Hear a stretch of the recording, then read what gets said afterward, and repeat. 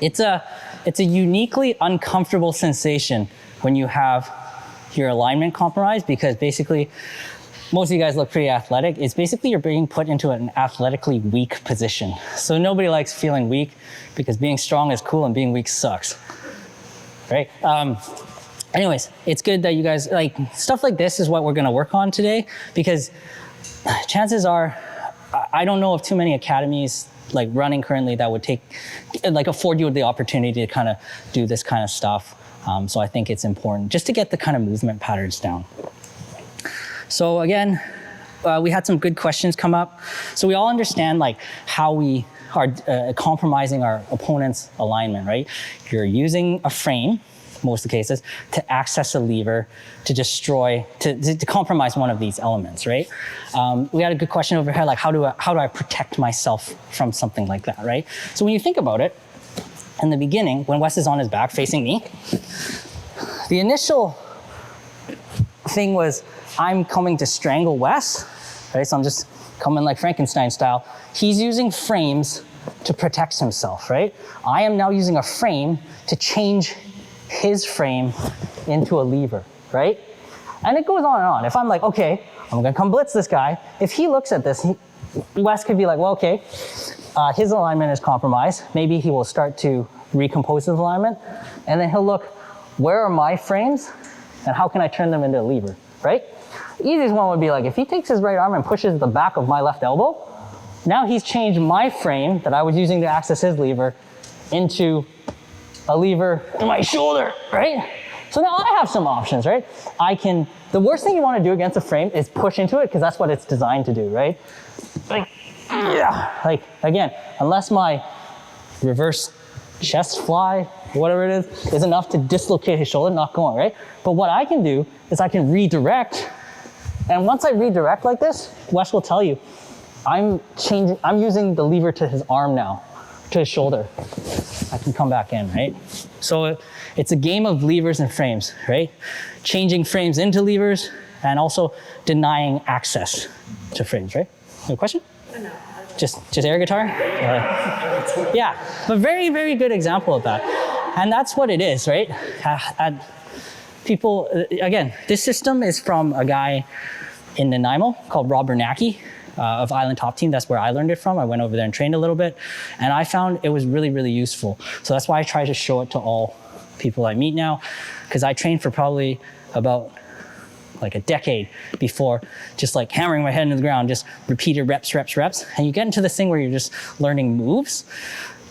I'm pretty dumb, so I can't remember a lot of stuff, but I can remember like simple alignment principles, right? Like a simple system to follow, right? Techniques are all just different permutations of this, right? So if Wes goes down for me again, you know, in this kind of position, like I would used to look at this as like, oh, it's a move. Take my right hand, grab his right foot, push it, right? And then I'll pass. But if you actually think of it, it's no, you're just accessing a lever. Whatever you want to do with, you can do with your leg if you want to. Is that efficient or effective? Maybe not. Like this is an efficient way, an effective way to do it, but absolutely you could do that and he still can't turn in, right? You could use, even if I slip this past here and use my hip, I can still, or use my knee to bully in, right? There's no set method, and that's the beauty and the creativity of jiu-jitsu. It's whatever you want to do with it, right? The human body is basically a box with 4 sticks sticking out of it and like a little control center at top, right? That's all it is. We're all the same.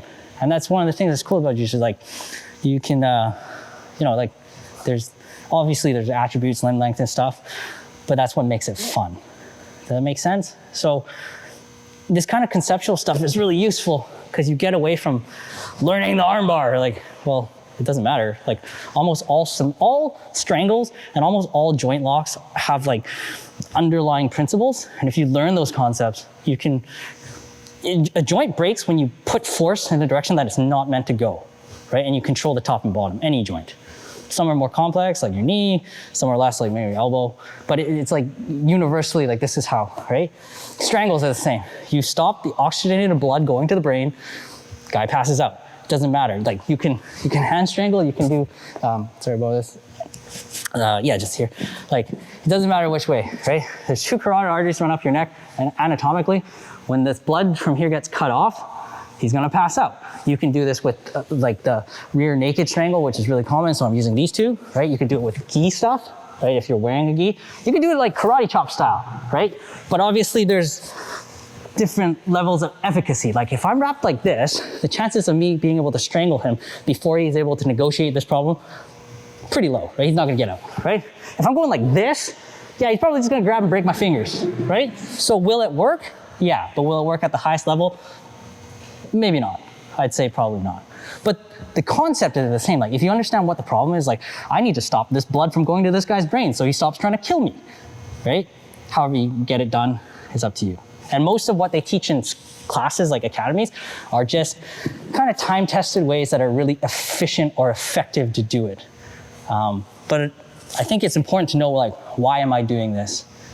And then it opens you up to that creativity side where we'll be like, well, if you guys ever watch any of the new, like the meta, it's just like a game. That's why I treat it like this. There's like what's popular nowadays, what's the meta? And people will do like, you know, leg locks or whatever, like weird, like I put my foot on the side of your throat to strangle you. It's like, okay.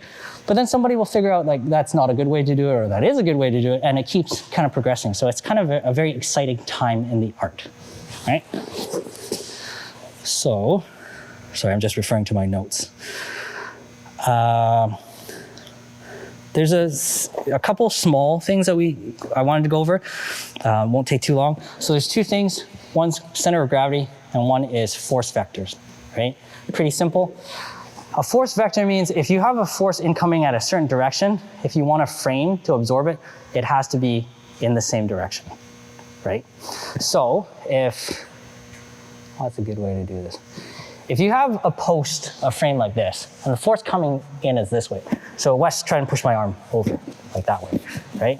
Yeah, like this sucks, right? I can't do anything. But if I adjust the force vector of it, so he pushes in, no problem, right? So it just has to be correlated, right? So a lot of the times, the simple example of this would be if Wes is seated, yeah, seated facing me, and just like use an arm to hold me back. So if I'm leaning into him like straight like this, there's not much there, right? But if I'm going like this way, it's the vector's a little better. And if he wanted to amplify this more, if he scoots his butt back so he's more angled out, it's like it makes sense, right? This is lined up. Whereas if I change down and go forward now, he's not really kind of prepared for that, right? So changing your force vector matters, and you have to make sure that they meet. Pretty straightforward, right? Center of gravity is basically where most of your weight is. As like humans, most of our weight is in our pelvic region, right? So it comes with like when you're trying to knock somebody over or move somebody outside of their center of gravity, think of it as if you have 2 feet and you draw 2 circles around your feet, and you think of like where your belt or pelvis is, it has to be like, you've all seen what like a Venn diagram is, right? Like you want to make sure this is inside, right? So as long as this is inside 2 circles of my kind of ability of like stability, I'm good. As soon as I start hinging and moving my butt outside of these 2 circles, I'm going to fall, right? Unless I adjust it and replant my stability elsewhere. So again, to gamify things, as long as you keep the circle within the 2 circles, you're pretty good for center of gravity, right?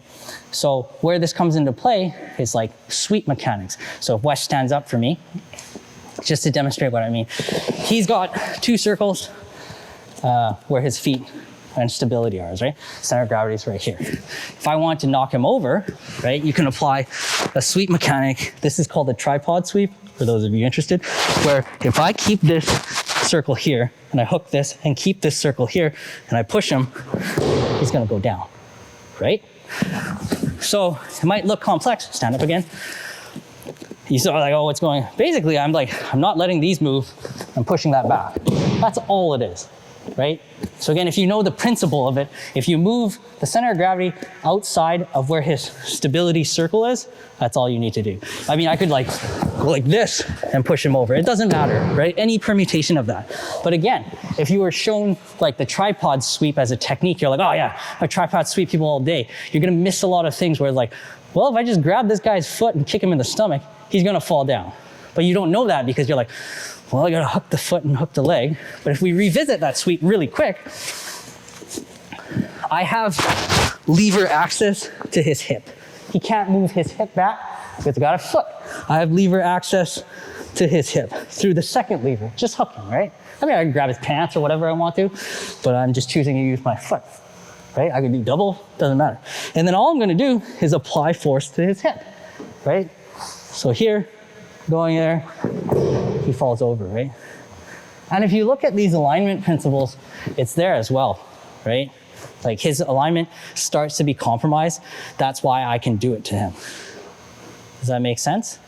Because I'm restricting his ability to absorb force. His base is compromised in this case. Follow? Make sense? Too much, too little? Right? So if you look at anything, there's so much stuff on like YouTube nowadays that you can find on jiu-jitsu, and you can go through with like, the system is a really good like anti-bullshit meter, because you're like, well, you're not controlling for this or this, and it helps you kind of trim a lot of the fat, because there's a lot of good stuff out there. There's also a lot of really bad stuff out there as well, right?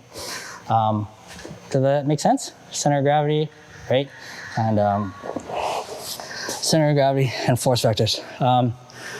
The last thing before we jump into the positions is the concept of position versus alignment, right? So there's maybe like 5 or 6 major like trench positions in jiu-jitsu you've probably heard of. Oh, like if anybody's watched the UFC, like, oh, he's got the mount, right? Like, what is the mount, right? So one of the positions is called the mount, and it's a position. So the mount looks like, head that way, when somebody is sitting basically on your torso, their hips are above your hips, right? And they can slap you on the face, all that good stuff, right? So if you think about this, the mount is a position, but alignment is still present and relevant in these cases, right? So if you look at Wes's base, where can he generate force? Well, he can bridge, right? So he can generate this way, that way. So he can still generate a decent amount of force, right? His posture is pretty good. His spine's intact. Structures are pretty good. His elbows are in nice and tight, right? So to some extent, he does have an alignment of 3, right? If I want to strangle Wes from here, believe it or not, it's actually kind of hard. Even if I wanted to punch Wes in the face from here, it's kind of hard, because, oh, you guys punch, but I'm like, all right, line this up, gonna give it to him, right? All he has to do is bridge his hips, right? And it's like, well, I can either punch him or I can eat dirt, right? Like one or the other. I put my hand out because I don't want to eat the mat. But if I come back again, I'm like, you just keep doing this. I have no ability to stop him from doing this, right? Because his alignment is not really compromised. Or if I want to strangle him, right, like this, he can fight off my hands. So there's the concept of positions are good. Like they say, oh, if you get the back and stuff, it's really important. It is, but people don't know why. You can't just expect to come to a dominant position like this and then just strangle him, right? Those of you guys who are trained, like, it's hard to submit people from the mount. It's not, because people get mounted all the time and they have really good experience, right? So they're good at it. What positions mean to me are affordability to bust up alignment. So if we go back to the example of here, I wanna defeat his base. Like, okay, we went over that, so it's gotta do some stuff, right? I wanna change his posture, I gotta do some stuff. It's hard, because that's like a guard position. If I'm in the mount and I wanted to affect Wes's posture, I'll just push my head and push his head. Now his spine's cranked, right? So he becomes weak. And it's really easy for me to do this and maintain it, or it's pretty difficult for him to deal with this and recover, right? So better positions in the jiu-jitsu hierarchy are generally because they have more opportunities and easier opportunities for you to bust up this guy's alignment, right? If I wanted to, like back here, how am I gonna get to his spine? It's tough, right? But if I'm on the mount, super easy. Likewise, if I was standing, I wanna, compromise the structure of his shoulder. I can't even reach his shoulder from back there. But here, I certainly can, right?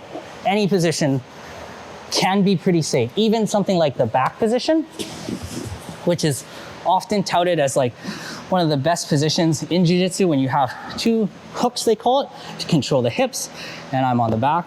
If you think about our alignment right now, I'm actually at a disadvantage because Wes can drive in and bridge into me, right? Like he can push me back, good. I actually have no base here because of my short hobbit legs. I can't even touch the ground at this point, right? I can't drive, right? So it's actually, what I would do if I needed to attack Wes is I'd probably tilt him to the side. So now I can generate force off of him, not necessarily the ground, but now I can do all this fun stuff. But if I wanted to just sit here on the back and try to strangle him, like, it's not that it can't be done, but it's inefficient and it's hard and I'm lazy, right? So it's better to compromise someone, right? So if I was gonna do it, you probably, take him to the side, right? Start doing stuff where you trap an arm. So if you look at it this way, the score has now changed heavily in my favor. I have 2 arms, he only has 1. His base is like he can drive that way or maybe up that way, but I'm over here, so it doesn't matter to me, right? And I can attack the structure, I can stretch him out, I can access a lot of levers. He can't really access anything. And there's lots of opportunities for me to attack him because he's compromised. Whereas if we're just here, it's, even if I have my seatbelt or whatever, there's not that much, right? He can tuck his chin, he can move his head, he can stay pretty safe, right? So you'll hear, if you guys start training, which I really hope you do, you'll hear the concept of like, submission or position before submission. Like, absolutely, if you are on somebody's back, don't throw that position away to try to strangle somebody. But I would emphasize that it's actually more important to have alignment over position, right? Even if somebody gets on my back or on the mount, like, if I maintain my alignment, I'll be pretty safe, especially if people aren't trying to actively bust it up. A lot of people will do it subconsciously, especially they're good, intuitive, like, this works, I'm gonna keep doing it. But it limits your ability to like innovate. It's like, I push this guy's head and it works. Well, why does it work? I'm cranking his spine.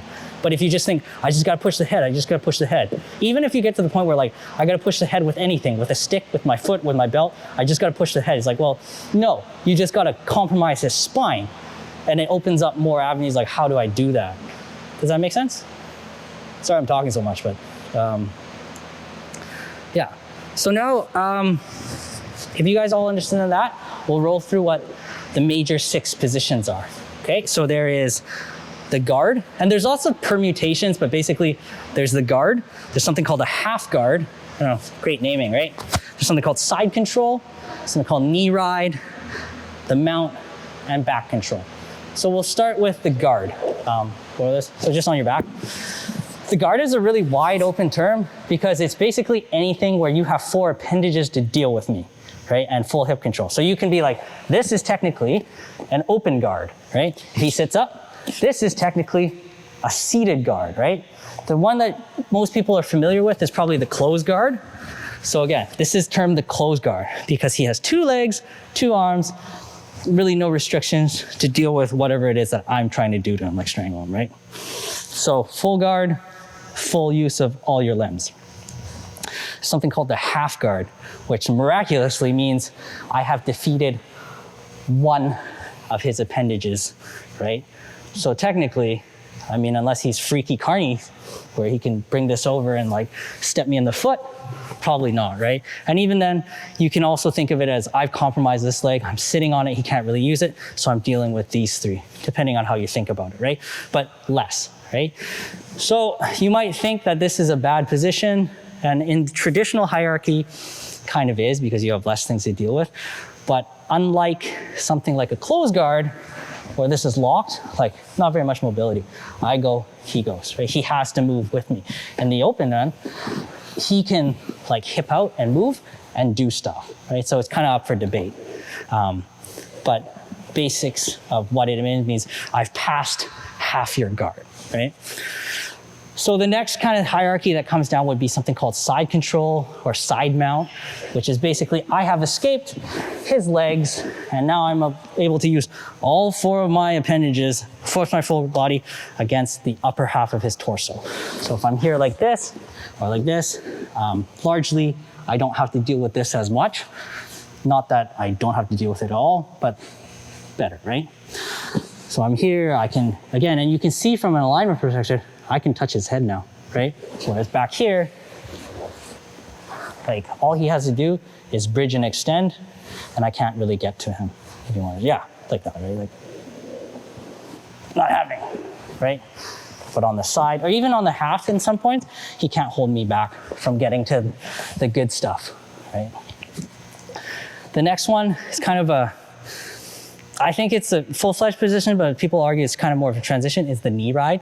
So again, I passed his hips, I'm dealing with the upper half of his body, and you're gonna transition to something like this, where my knee is kind of going across. Usually I'm pinning both sides of his hip with my knee. That's how I do it, but you'll see guys like, it used to be called knee on belly, but that's just mean, because I mean, this doesn't do anything, it just hurts.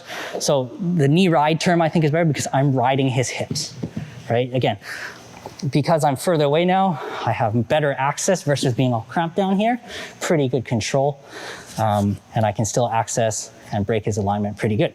If anything, if he's still, I can use my foot and tilt and twist his hips this way and twist his this way, right? So it's a really good position. People don't use it as much, I guess, because there's perceived lack of control. Like you feel like you can get away, but he'll tell you if you're stretched out like this, like you're not getting away. You know what I mean? The next position would be the mount. Again, we saw that before, where basically I've beat his hips, they're behind me. So I've largely kind of negated his most powerful kind of weapon, which is his hips, right? Easy to get to the arms, easy to get to the head. You can also snug up and ride up to something called a high mount, which is basically like, this is pretty brutal, right? He has no ability to protect the structure of his arms. Very, very compromised, not very good. The back position, which is the last one we'll go over, is largely considered the tip top of the food chain because it can offer you everything that this offers, with the addition of he can't see what the heck I'm doing. So if you look at what it's also commonly called back mount for that reason.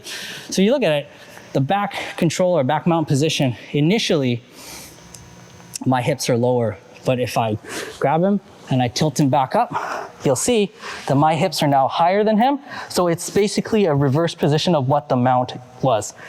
And as we talked about, with the added benefit of he can't see what I'm doing, right? So if I'm reaching, I'm grabbing, can't see, right? So that's kind of also your body doesn't like bending that way so much.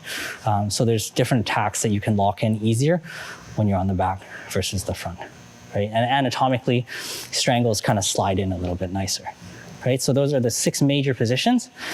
So let's partner up again, take a couple minutes, just go through them, and I'll come around and I'll walk around and see and show you guys like what it should feel like, why this sucks, and what you can do to protect yourself against it. Cool? All right, let's partner up, guys.